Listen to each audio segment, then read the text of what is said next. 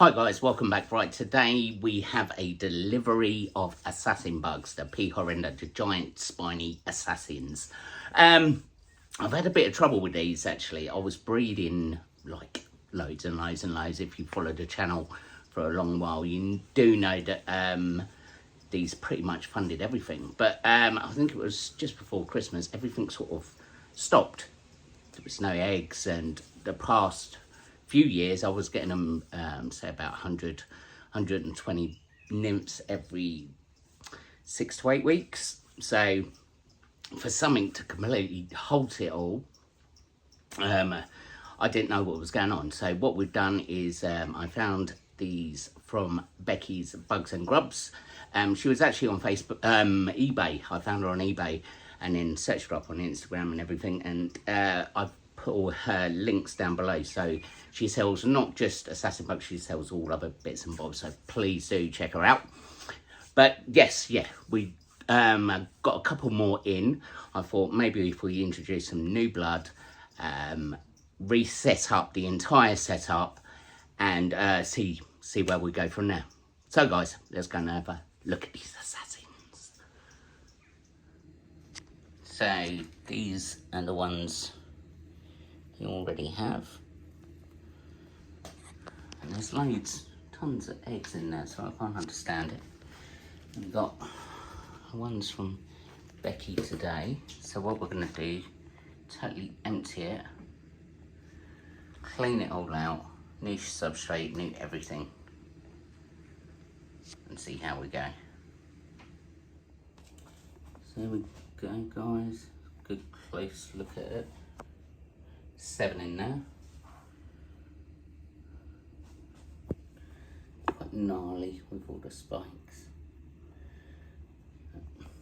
Emptied it all out, so now we're gonna take all this substrate to, I don't know if you can see, but see that's an egg there. So what we're gonna do, we're gonna empty all this substrate out into another tub. I'm gonna leave it for a few weeks and see if anything hatches. If not, we'll just bin it. Alright, so let's get these ones ready. These are the new blood colony.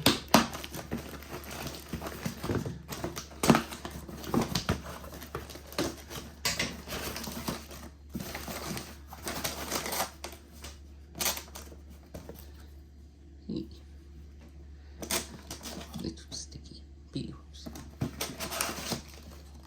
and we have some roaches. There's one in there,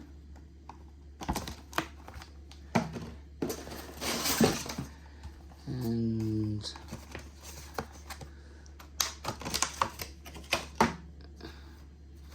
another one there. So we're going to leave them be. There's a new pair to add in.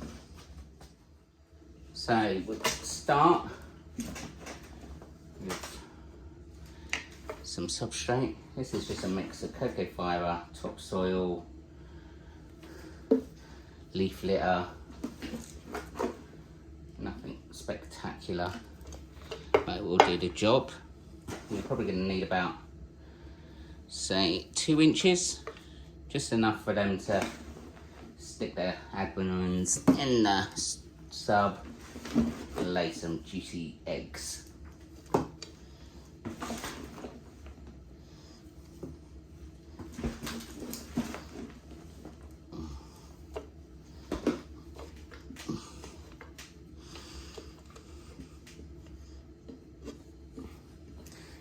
Okay. Now I'm not going to change too much in this one, because if it ain't broke, why try and fix it, you know? So we've got that. We're going to add some cork bark.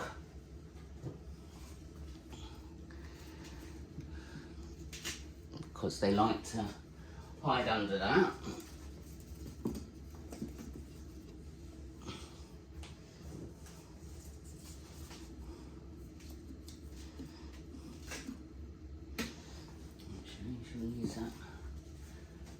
use this big bit.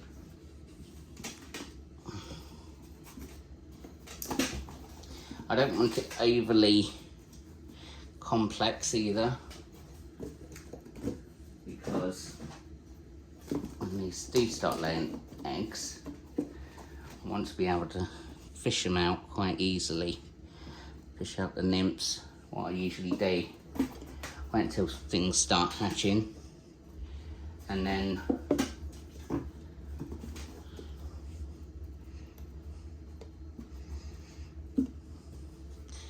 take the top layer off the substrate, put that to the side, and then they start hatching, and then you put everything back again, replace it with a bit more substrate. There we go, guys. That don't look too bad, does it? There's a live moss. Now when you set this up, you've got to still leave plenty of room for them to lay eggs. So obviously I tended to find that I got loads and loads of eggs in that skull, so I've added that back in. Nice little hidey hole under there. There's live moss around the side. I think that looks alright. Now to add the new ones. So what we're going to do, we're going to add the 2 new ones from Becky first.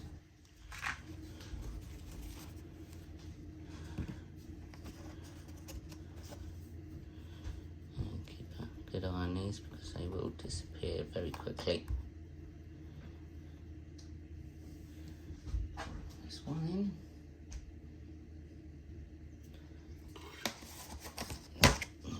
Number 2, and people said he's got a like nasty bite, but to be honest, they've never showed me any aggression at all.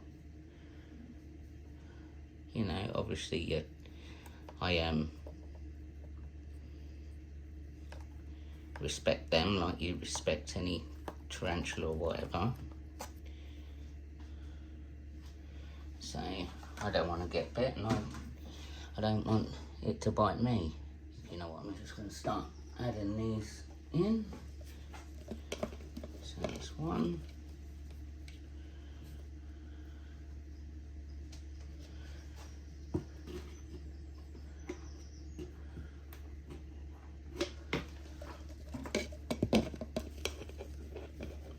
Two.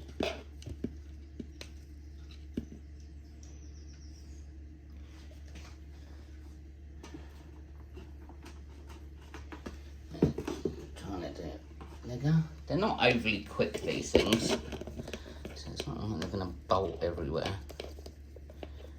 Not overly fast. See this one, so that's 1 and 2.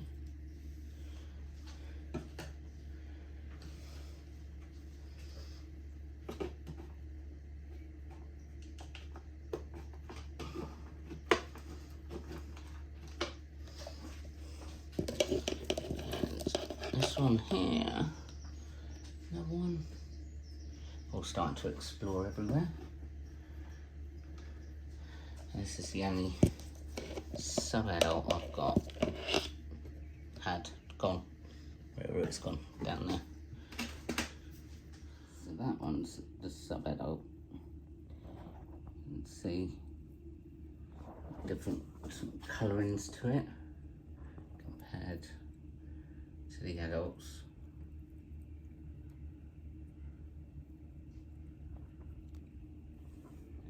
These are gnarly bugs. So hopefully, let's get this breeding project back on. Not many people sell these in the UK, so I just want to get back breeding again. So there we go, guys, they're all in. Not much drama. What do you think? I think that's quite a nice little natural sort of enclosure. I say natural, it's still got a skull in it, but I can't do completely natural. I do love live moss. As long as you keep it nice and damp, that should help with the eggs. So guys, fingers crossed these two sort of kickstart everything back into business. I have got all the old substrate from when I emptied it, so I'm going to put that aside for a few weeks just in case something miraculous happens and all the hundreds of eggs in there already just suddenly hatch, and everybody that's been asking me for assassin bugs will be going, yay! If not, fingers crossed we'll get new eggs that will actually hatch, and that we'll be able to supply everybody again, because we were supplying Spider Shop so many legs. Loads and loads of people have had my assassins. Not many people breed these species, so I want to get back in the game as well, get them breeding again.